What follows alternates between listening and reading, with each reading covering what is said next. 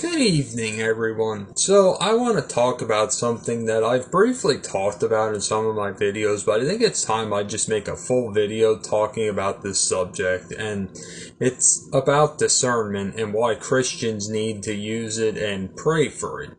You've seen me say about it many times.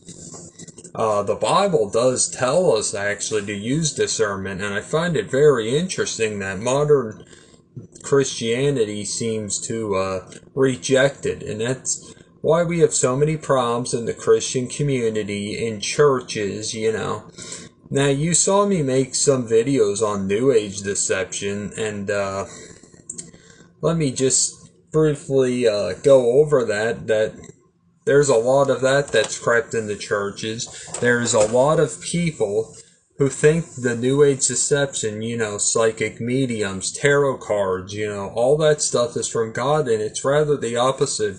What's worse is it's in churches, some of them, and really it's just such a shame.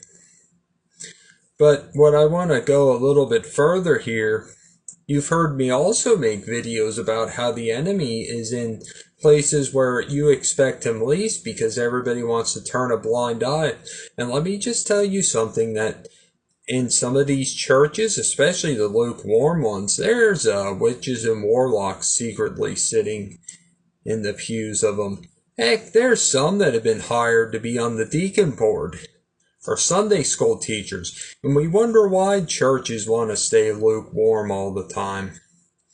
That's why some of these deacons are in fights with pastors that want to move forward, that want to actually get into the meat of God's word and preach it, not just the milk. Now, I'm not saying every church has that issue, and sometimes it's just simple disagreements in the deacon boards too. Deacon system really seems to have gone downhill, by the way. But guys, we need to pray for discernment, especially in these end times. There's so much deception out there, I just gotta say.